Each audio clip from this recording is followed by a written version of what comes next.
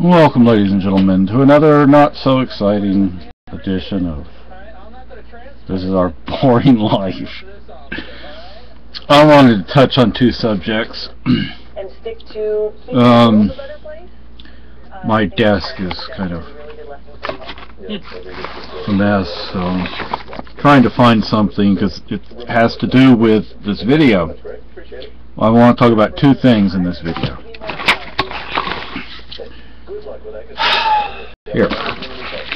No. That's the ghost site. It's not what I'm looking for. Anyway, I was looking for the trigger lock for this. Alright. And what I want to say about trigger locks. The idea may be good and to some degree, I mean, there may be times where using a trigger lock is a good idea. But this is home defense. Okay. This is a home defense weapon. Whoops, excuse me. Hit my glasses. It's a tool for home defense. If we have a trigger lock on this, and we wake up that somebody's in that doorway, do you really think this is going to make one bit of difference? I mean, somebody's going to see that the finger's like that over the trigger lock. Okay? And I actually had a situation where I did wake up with somebody in my doorway once. I didn't have a gun at the time, otherwise the kid would probably be dead. I mean, I didn't know who it was. I didn't know what was going on. It's the middle of the night. My bedroom door opens up. There's somebody with a flashlight. What am I supposed to think? Well, I found out who it was. It was this punk kid, teenager, that lived in the apartment complex. And the manager wouldn't even get rid of him or his grandparents who he lived with. So, a trigger lock, I mean, like I said, I'm sure there are situations where a trigger lock would be useful, helpful. I mean, like if we had kids and we had this accessible to the kids, then we'd want a trigger lock. Okay, like let's say we go to bed, we'd take the trigger lock off. We get up, we put it back on, which would be very annoying to keep doing that, but I can understand that if we had several guns and we had a kid. And I don't mean a baby goat. I had an English professor that she would not let us write kid. We had to write child. Because a kid technically is a baby goat. And I used to be a ranch hand, so I already know that. But oh, look at how a baby goat. He just eats the garbage. Yeah. Course, you know.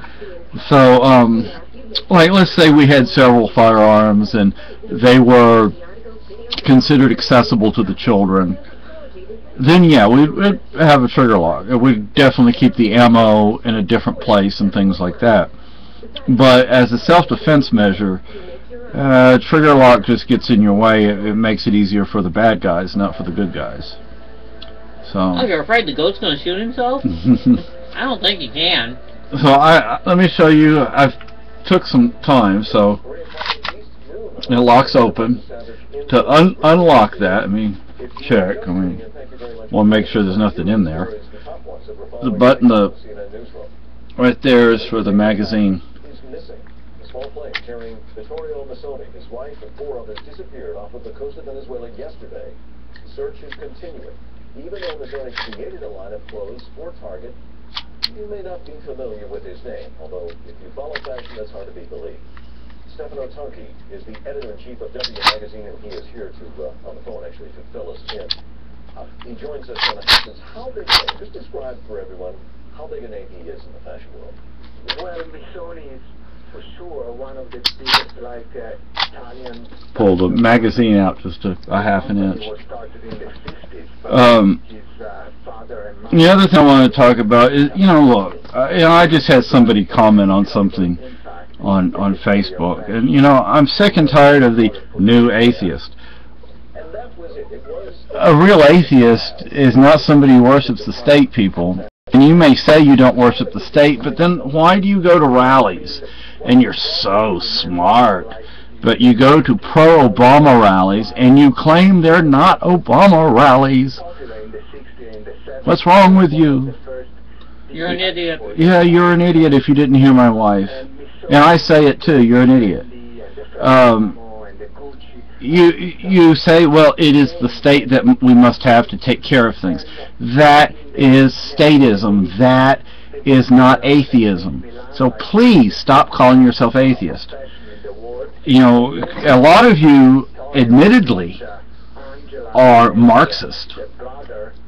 Therefore, you're statist. Please be honest, because you're not fooling anybody.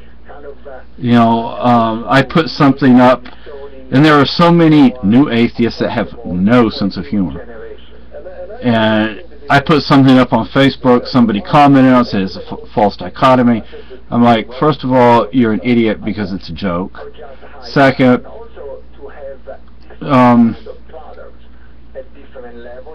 we know it had to do with gun-free zones. If gun-free zones worked, Sandy Hook would not have happened. Columbine would not have happened. But they happened. Laws don't matter to the bad guys, only to the good guys. But the laws aren't going to matter a whole lot longer to the good guys.